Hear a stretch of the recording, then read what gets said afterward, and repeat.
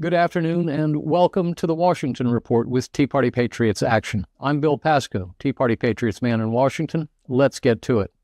The House and Senate are in recess until July 13. Last week in the House came back on Tuesday and voted to pass two bills under suspension of the rules. On Wednesday, the House tried to pass a rule governing floor consideration of several bills, including the National Defense Authorization Act. The measure failed by a vote of 198 to 224, with 14 Republicans crossing party lines to vote down the rule with the Democrats.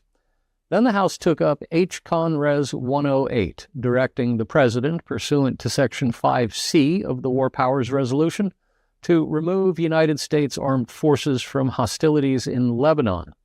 The measure failed by a vote of 189 to 235, with 2 Republicans voting in the affirmative and 22 Democrats crossing party lines to join the Republicans in opposition.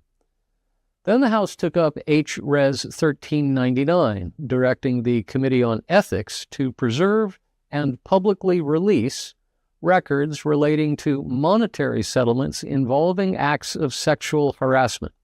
The resolution passed by a vote of 420 to 0, with Congresswoman Nancy Mace answering present to the roll call.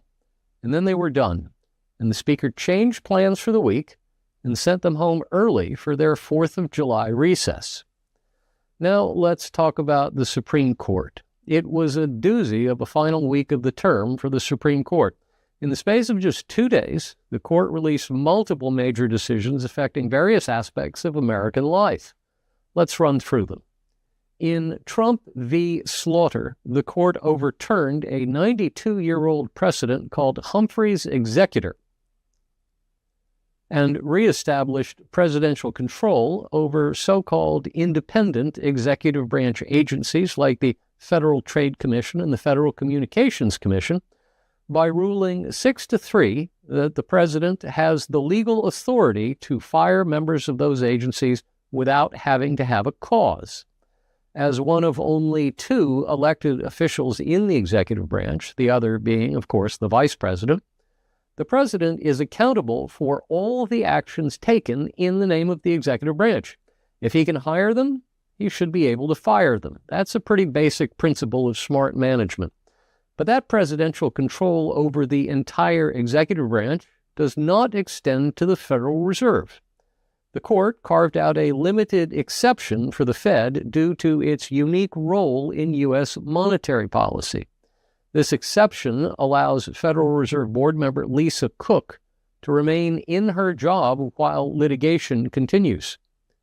The Supreme Court took on 2 cases related to transgender athletes. In cases from Idaho and West Virginia, the justices declared unanimously that state restrictions excluding transgender women and girls from female sports teams do not violate federal civil rights laws. So, no biological men in women's sports.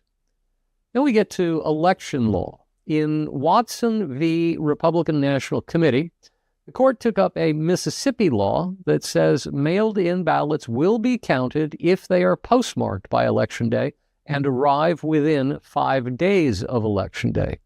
The court ruled by a vote of 5-4 that federal law set a deadline for ballots being cast, but did not set a deadline for ballots being received and or counted.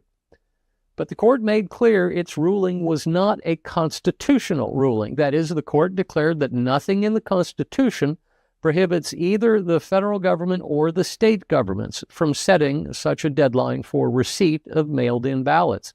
So it's left to the legislatures to act if they wish. Finally, in Trump v. Barbara, the court ruled in a 6-3 decision authored by Chief Justice Roberts that President Trump's executive order denying birthright citizenship to children born in the United States to parents who were here illegally or temporarily was wrong. Now to the Save America Act. The SAVE Act, which requires states to obtain documentary proof of citizenship before registering someone to vote and requires them to show a photo ID when voting, passed the House in February. The Save America Act which begins with those two provisions and then adds unrelated provisions regarding restrictions on mail-in ballots and restrictions on biological men playing women's sports, has not. Neither the SAVE Act nor the Save America Act has passed the Senate. The Save America Act has been debated for weeks on the floor of the Senate, and elements of it have been voted on as amendments to the last reconciliation bill to be considered by the Senate, but the amendments failed. Based on the votes that have been taken, it does not appear that Senate Republicans can muster the 50 votes necessary to reach a tie vote that could be broken by the Vice President. President Trump insists that the Save America Act is his top legislative priority. He says he will not sign any legislation that comes to his desk until he first signs the Save America Act, a none too subtle way of saying to Congress that he will not sign Congress's bills until Congress passes and sends to him the Save America Act. That's just not going to happen through no fault of his own nor the fault of Senate Republicans. For the Senate to take up the Save America Act, a significant number of Democrats would have to agree to end debate on a motion to proceed. They have made it clear they will not. Congresswoman Paulina Luna of Florida has decided to take action to push the Senate. She has announced that she will not vote for any rule in the House until the Senate acts. This has the effect of shutting down the House floor, because the margins in the House are so small that as long as she can find just a few Republicans to join her in voting down a rule, she can prevent the House GOP leadership from moving its legislative agenda. So she can clearly gain the attention of the House GOP leadership. This strategy might work if Senate Democrats were invested in passing anything through the Senate, or the Congress for that matter. But they are not. It serves Democrats' purpose for the Congress not to pass anything. And we'll see that in September, as Republicans in both House and Senate try in futility to find a way to pass a simple continuing resolution to keep the government funded through October and November. But let's stay focused on here and now. So, Congresswoman Luna has now twice proved in the last 2 weeks that she has enough votes behind her position to be able to shut down the House floor. Twice in 2 weeks, the Speaker has had to send the House home because he could not advance a legislative agenda past her refusal to vote for a rule. But she's moved nothing in the Senate. Senate Democrats, who otherwise would be hiding from reporters looking to ask them painful questions about the takeover of their party by candidates affiliated with the Democratic Socialists of America, are happy to talk about their opposition to President Trump's top legislative priority. And they're grateful to Congresswoman Luna for her efforts to take the spotlight off them. Speaker Johnson now says he wants to attach the Save America Act to Reconciliation 3.0, which he's trying hard to move, but which Senate Republicans don't seem that enthused about. The Speaker believes that adding $4 billion to fund election integrity efforts at the state level will be enough to pass muster with the Senate parliamentarian, who enforces a rule that says all provisions in a reconciliation bill must be related to taxes, the deficit, or the debt. Stay tuned. Now, to close with Trump and FIFA. What happened last Wednesday when the U.S. men's soccer team, sporting a 1-0, there I said it, lead over the team from Bosnia and Herzegovina, lost one of its top scorers to a red card for the kind of on-field collision that happens all the time in big league soccer, well, that was a tragedy. The U.S. team would be required to play the remainder of the game, some 36 minutes on the clock, plus whatever so-called stoppage time the referees decided to add at the end, without the services of striker Folarin Balogun and, even more troubling, down a man. And if the ruling held, the U.S. team would be required to play without Balogun in their next game, which is tonight against Belgium in the round of 16. But then Donald Trump did magic. Over the last decade, he has built a relationship with Gianni Infantino, who happens to run FIFA.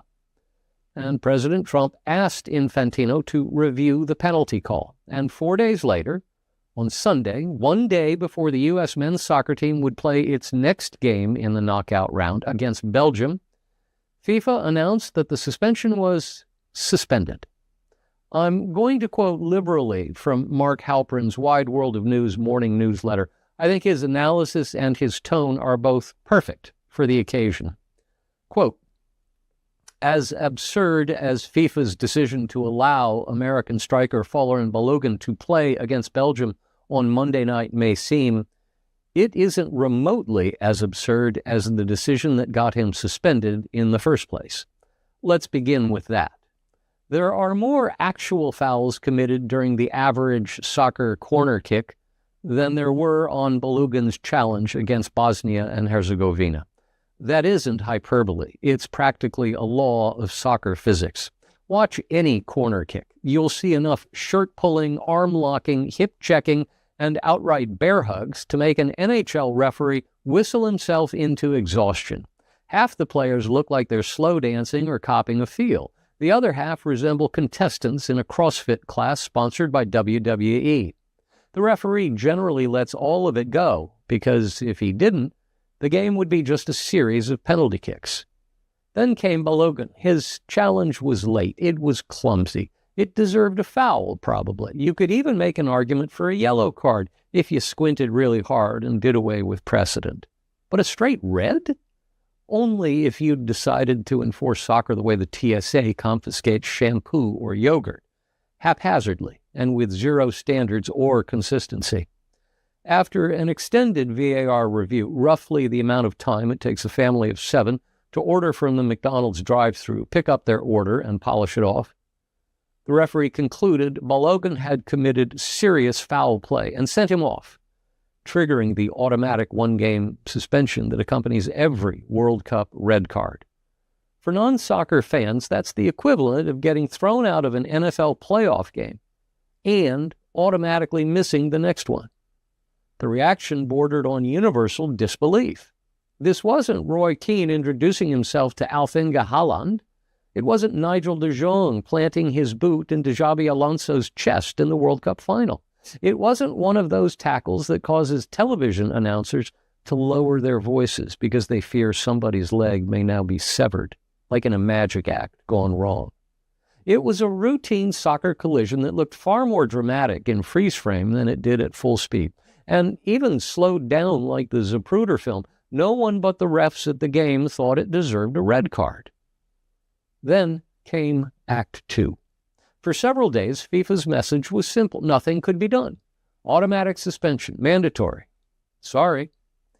Then, about 30 hours before the United States' biggest men's soccer match in years, FIFA essentially announced a funny story.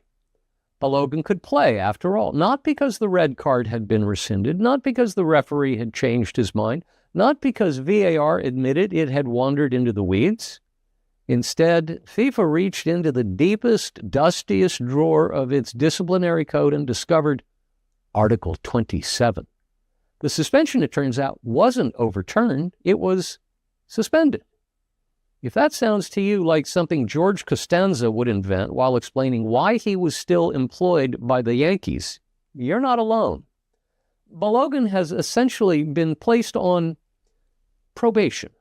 If he commits another similar offense within the next year, this suspension can be reactivated. Sports bureaucracies have a funny habit of becoming more devoted to process than justice. Somewhere along the way, they forgot that the point of rules is not to protect the rules themselves, it's to produce fair competition. FIFA eventually reached the fair result. It simply chose the most FIFA route imaginable. Soccer has worked tirelessly for decades to persuade Americans that the sport isn't confusing, that once you understand it, you'll fall in love with its beauty, rhythm, and simplicity. Then FIFA arrives like the producers of Lost Season 6 and says, actually, we'd like everyone confused again. In the end, justice surely prevailed. Balogun could play. Belgium has every right to complain. And FIFA has once again accomplished something that should have been impossible. It corrected an obvious mistake in a way that left almost everyone even more bewildered than before. End quote. Thank you, Mark Halperin. And that's our Washington report for this week. If you've got any questions or comments, please drop us a line at jenny.beth@teapartypatriots.org. That's jenny.beth@teapartypatriots.org. If you want me to answer a question during the broadcast, just put "for broadcast" in the subject line. We'll be back next week with another edition of the Washington Report. Same time, same channel. Until then, be well and be active.